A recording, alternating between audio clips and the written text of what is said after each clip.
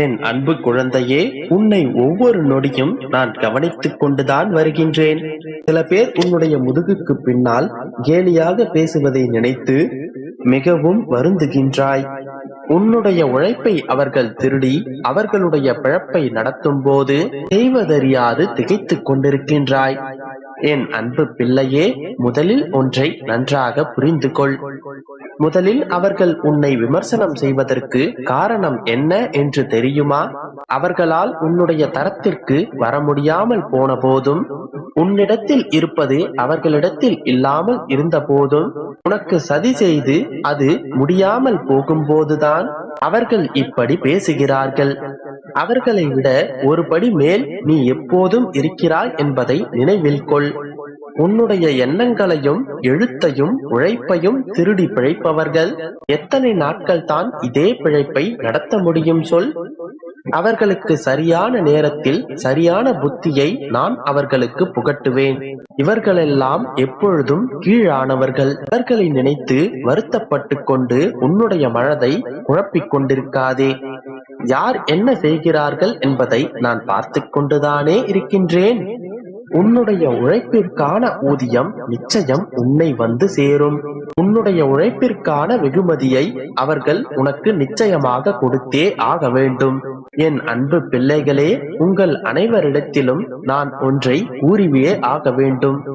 அது என்னவென்றால், என்னிடத்தில் ஒரு காரியத்தை ஒப்படைத்துவிட்டு நம்பிக்கை இல்லாமல் வேறு எங்கெங்கோ தீர்வை தேடி அலைந்தால் பலன் கிடைப்பதில் தாமதம் ஏற்படலாம். என்னுடைய அப்பா எனக்கு அனைத்தையும் வழங்குவார் என்கின்ற கண்மூடித்தனமான நம்பிக்கையிலும் வைராக்கியமுடனும் இருங்கள். அதன் பிறகு அனைத்தும் நீங்கள் எதிர்பார்த்தபடி நிச்சயமாக நடக்கும். உன்னுடைய வாழ்க்கையிலும் இருள் நீங்கி ஒளிமயமாகும் காலம் வந்துவிட்டது. வெகு நாட்களாக காத்திருந்து காத்திருந்து சலித்து போனது இனி ஒவ்வொன்றாக நடக்கப் போகின்றது. ஆம், இனி உன்னுடைய வாழ்க்கையில் பல அற்புதங்கள் நடக்கப் போவதை நீயே கண்கூட பார்க்க போகின்றாய். அதன் பிறகு உன்னுடைய வாழ்க்கை முழு மகிழ்ச்சியானதாக மாறிவிடும். உன்னுடைய காத்திருப்புகள் அனைத்தும் கனியும் காலம் இது. உன்னுடைய கவலை, கஷ்டம், சித்திரவதை, துரோகம் என அனைத்தும் சில மாதங்களிலேயே சரியாகிவிட்டு விரைவில் நீ துள்ளி குதித்து வாழப் போகின்றாய். அதன் பிறகு உன்னுடைய ஈடுபாடு இல்லாமலேயே அனைத்தும் உனக்காக நிறைவேறிவிடும். அதன் பிறகு உன்னுடைய வாழ்க்கையில் அனைத்தும் ஜெயமானதாகவே இருக்கும்.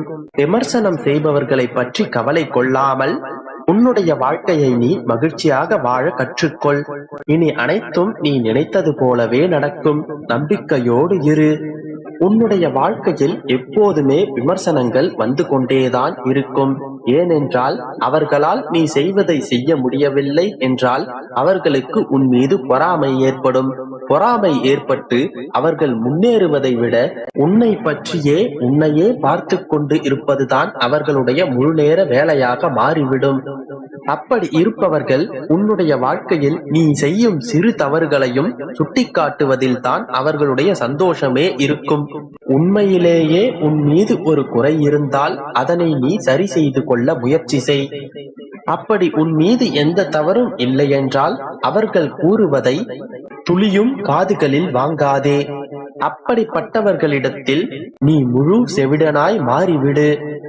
வேண்டாத பல வாக்கியங்களையும் வார்த்தைகளையும் நீ காதில் வாங்காமல் இருந்தால் மட்டுமே உன்னுடைய வாழ்க்கையில் நீ எதிர்பார்த்த இலக்கை உன்னால் அடைய முடியும்.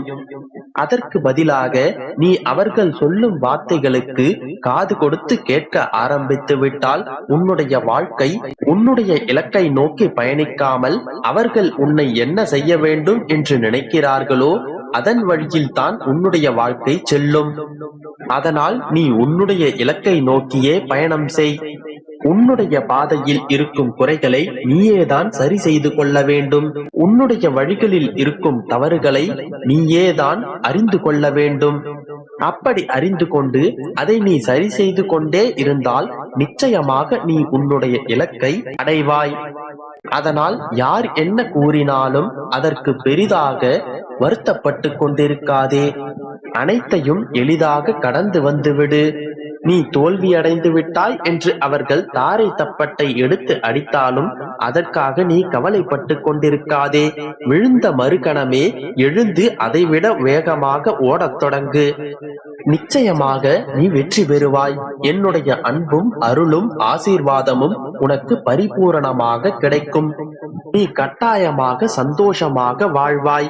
உன்னுடைய அனைத்து இலக்குகளிலும் நீ வெற்றி பெறுவாய். நம்பிக்கையோடு உன்னுடைய முயற்சிகளை தொடங்கு. அனைத்தும் நல்லதாகவே நடக்கும். நம்பிக்கையோடு இரு.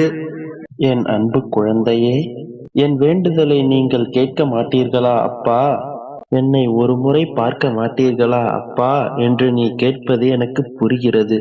என் செல்லமே, உன்னுடைய பிரார்த்தனைகள் அனைத்தையும் நிறைவேற்றவும் உன் கூடவே இருந்து கொண்டு உனக்கான ஆசீர்வாதங்களை வழங்குவதற்காகவே உன்னுடைய வாசலில் உனக்காக காத்து கொண்டிருக்கிறேன். உன்னுடைய பாரம் அனைத்தையும் சுமந்து கொண்டுதான் நிற்கிறேன். குழந்தையே, உன்னை நான் சந்தித்த கணமே உன்னுடைய பிரச்சனைகள் அனைத்திலிருந்தும் நீ விடுபடலாம். நான் எப்பொழுதுமே உன்னை அதிகமாகத்தான் நேசித்துக் கொண்டிருக்கிறேன். இத்தனை நாட்களாக எதற்காக இவ்வளவு பிரார்த்தனைகள் மேற்கொண்டாயோ அதனை நிறைவேற்றும் காலம் வந்துவிட்டது. என் அன்பு குழந்தையே, காசு பணம் இல்லை என்றாலும் என் மீது அளவுக்கதிகமான பாசத்தையும் அன்பையும் கொட்டுகின்ற என் செல்ல பிள்ளையல்லவா நீ? உன்னுடைய வேண்டுதல்கள் அனைத்தையும் நிறைவேற்றாமல் வேறு யாரு வேண்டுதலை நான் நிறைவேற்றப் போகிறேன்? உன்னுடைய மனக்குமுறல்கள் என்னை அசைக்கும் போது என்னால் எப்படி நிதானமாகவும் நிம்மதியாகவும் இருக்க முடியும்? என் அன்பு குழந்தையே, என்னுடைய இளமை உனக்கு புரியாது. நீ கஷ்டப்படுவது அழுவது மட்டும்தான் உனக்கு தெரியும். உன்னுடைய பிரச்சனைகளால் நீ படுகின்ற வலியை விட என் மனம் படும் வேதனைகள் அதிகம். குழந்தையே, என் பிள்ளையாகிய நீ கஷ்டப்படும் பொழுது எந்த தகப்பனாலும் தாயாலும் நிம்மதியாக இருக்க முடியுமா? உன் கஷ்டங்கள் அனைத்தையும் நீ சொல்லாமலே அறிந்தவன் நான். நீ கேட்கும் முன்னரே உன்னுடைய தேவைகள் அனைத்தையும் அறிந்து கொண்டு அத்தனைகளையும் அறிந்தும் தெரிந்தும் ஏனப்பா இன்னும் எதையுமே சரி செய்யவில்லை என்று கேட்கிறாயா? குழந்தையே, இப்பொழுது நீ கர்மவினை என்கின்ற மாசுபடிந்த குப்பைகளால் சூழ்ந்து கொண்டிருக்கிறாய்.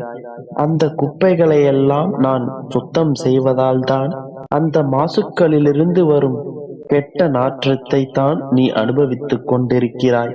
ஆனால் உண்மையிலேயே உன்னுடைய கர்ம வினைகள் எல்லாம் சுத்தம் செய்யப்பட்டு தூய்மையாக மாறிக்கொண்டிருக்கிறது. இப்பொழுது உன்னுடைய வாழ்க்கை கஷ்டங்களால் சூழ்ந்து கொண்டிருந்தாலும் அந்த கர்மவினை மாசுக்கள் குறைந்து கொண்டே வரும் பொழுது உன்னுடைய வாழ்க்கையில் வசந்த காற்று வீசத் தொடங்கும். கூடிய விரைவில் உன்னுடைய வாழ்க்கை புத்துணர்ச்சியோடும் புது பொலிவுடனும் ஜொலிக்கப் போகிறது. எந்த கஷ்டமும் கவலையும் இல்லாமல் உன்னுடைய வாழ்க்கை பழமுதிர் சோலையாக மாறப்போகிறது. அதற்காகவே நான் உன்னை தேடி வந்திருக்கிறேன். என் குழந்தையே, சந்தோஷமாக இரு. அனைத்தையும் உன் தந்தையாகிய நான்